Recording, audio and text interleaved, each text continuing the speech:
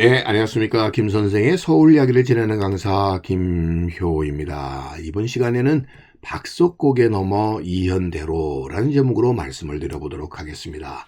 동서문이었던 해화문을 지나서 관기교 박석고개를 지나서 오늘날의 종로 5가 방향으로 나섰던 이현대로 길에 대해서 오늘 알아보도록 하겠습니다. 자, 지금 보시는 것처럼 한양 도성의 북문이었던 숙정문이 폐쇄됨으로써 그 기능을 대신하고 있었던 실제적인 북문의 역할을 했었던 것이 동소문이라고 불렸었던 해화문이 되겠습니다. 바로 이 해화문을 지나서 오늘날의 창경궁과 이 경모궁 사이로 난 길을 따라 종로 방향으로 나아갔었던 길이 이현대로가 되겠습니다. 바로 이 이현대로가 성균관 앞에 흘렀던 반천과 만나는 지점에 위치하고 있었던 것이 바로 다리 이름이 관기교가 되겠습니다.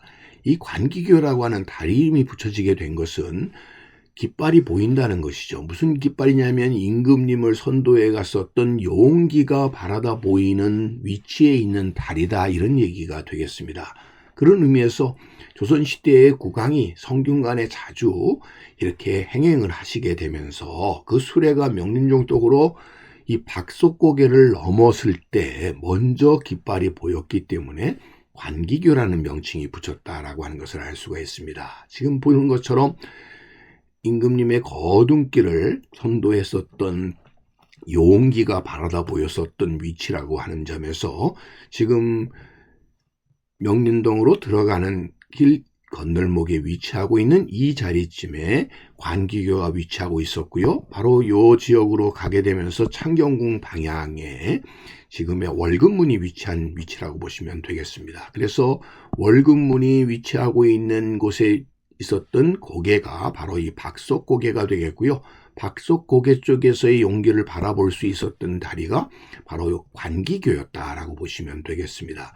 바로 이 지역은 창경궁과 경모궁 사이에 이 언덕 지역에 도로가 나게 되면서 그 고개를 길이 만들어지게 되니 그때 만들어진 이 고갯길을 박석고개라고 부르게 됐던 이유는 이 지역이 결국 이 고갯길이다 보니까 잔도를 깔아서 고갯길이 깎여 나감으로써 지맥이 훼손되는 것을 보호하는 한편 땅이 지는 것을 예방하기 위해서도 이곳에 잔도를 깔았었다는 것이죠. 그래서 이곳을 박석현, 박석고개라고 불리웠었던 곳으로 일찍이 임금님의 거둔길의 중요한 루트상에 위치하고 있는 고개라고 보시면 되겠고요. 현재의 경우는 월근문과 경모궁이 있었던 서울대 병원 사이에 대로가 돼버리면서 고갯길 자체가 완전히 깎여서 지금은 고개라는 느낌이 오지 않습니다만 바로 이 부분이 일찍이 박석고개였었다라고 보시면 되겠습니다. 자, 이 박석고개 앞에 그래서 일찍이 정조 임금님께서 매달 경모궁에 가서 제를 지냈을 때 출입하셨던, 그래서 월근문이 그 자리에 여전히 위치하고 있는 걸 통해서 박석고개의 위치를 우리가 가늠할 수 있겠다라고 보시면 되겠습니다. 그래서 해화문을 거쳐서 박석고개를 넘어 창경궁 앞으로 이어지는 이 고갯길이 바로 이현대로에 해당이 된다라고 보시겠는데요. 창경궁 앞에 언덕 위에 있었던 이러한 후원의 공간이 일찍이 함춘원이었었고, 이 함춘원의 일부를 이용을 해서 경모궁이 건립이 되게 되면서 함춘원과 경모궁이 함께 자리를 잡았었다라고 하는 것을 이 사진을 통해서도 확인을 해볼 수가 있겠고요. 나중에는 이 영의전이 이것으로 옮겨오게 되었고, 한편 이 함춘원 자리에 경성전문학교의 병원이 들어서게 되게 되었고, 그러다 보니까 이곳에 대한의원이, 그 뒤에 총독부 의원, 경성제국대학 부소의원들이 자리 잡은 저희 마두산 일대의 이 함춘한 터가 이런 모습으로 바뀌게 되었다라고 해서 오늘날의 그 모습이 이어져 오고 있다라고 보시면 되겠습니다. 바로 지금 보시는 것처럼 청독구 병원이 있었던 그 앞에 길이 이현대로길에 해당이 된다라고 보시면 되겠고요.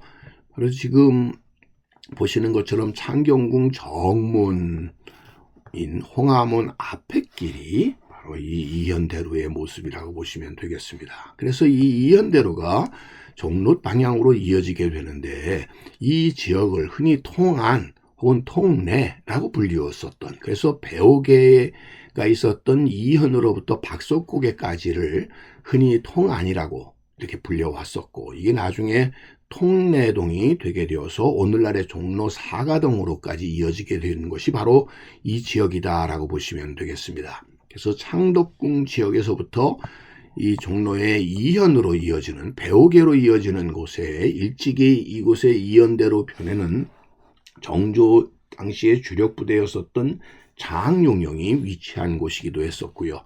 그래서 지금 보시는 것처럼 이현대로 옆에 이곳에 이런 장룡령이 터를 잡았었던 곳이기도 하고, 또 한편으로 이곳이 왕이 창경궁으로 행행을 하실 때는 반드시 거쳐가는 곳일 뿐만 아니라 일찍이 영조의 생모였던 숙빈 최씨의 이현궁이 위치한 곳이기도 했었고, 또 흥인문을 통해서 도성 안으로 드나드는 인구와 물산의 이동의 거점이 되는 이러한 곳으로서 일찍부터 이곳에 군자감 창고나 장영용이 있었다 보니까 유통의 중심지가 되어서 조선 후기에 소위 대표적인 3대 장시로 들을 수 있는 것이 바로 이현과 칠패, 그 다음에 시전에서 3대 시장 중에 하나로 자리 잡게 된 게 이현 배옥계라고 보시면 되겠습니다. 지금 창경궁 돌담길을 따라서 종로 방향으로 난길을 따라가다 보면 바로 지금은 이화동이라고 불렸었던 이런 지역이 배옥계가 있었던 지역으로서, 특별히 이 동쪽에 있었던 배옥계는 채소가 특별히 유명했었다는 것이죠. 그렇게 됐었던 이유는 아랫대에 해당되는 지역에서 생산이 된 채소가 이현으로 배송이 되어서 이곳에서 거래가 됐기 때문이라고 볼 수가 있겠고요. 그래서 이 훈련원이 있었던 터가 일찍부터 배추밭으로 유명했고 미나리꽝으로도 유명하다 보니까 특별히 동부채라고 하는 말이 나오게 되었다라고 보시면 되겠습니다. 지금의 동대문 시장에 해당되는 배옥계 시장의 옛 모습을 우리가 확인해 볼 수가 있겠고요. 이곳이 소위 광장시장으로 오늘날까지 이어져 내려오게 되면서 남대문 시장과 더불어 서울의 양대시장으로 자리 잡게 되었던 것도 그러한 배경에서부터 시작되었다라고 보시면 되겠습니다. 종로의 옛 모습을 통해서 당시에 이 배옥계 시장의 모습을 우리가 확인을 해 볼 수가 있겠고요. 현재도 그 이현궁 터에 지금 보시는 것과 같은 은행나무가 보수로 자리 잡고 있는 걸 통해서 이것이 일찍이 배옥계 이현이었다고 하는 것을 오늘날 우리가 확인해 볼 수가 있겠습니다. 자, 그래서 해안문에서 이런 궁장을 따라서 이어져 종로까지 이어져서 오늘날의 어이동 일대를 이루게 되었었던, 즉 이화의 이현을 이루게 되었었던 옛길의 모습을 따라가면서 이어졌었던 이현대로를 따라서 이 시기에 중요한 거둔길에 해당이 되었었던 박석고개 넘어 이현대로에 대해서 오늘 함께 알아봤습니다.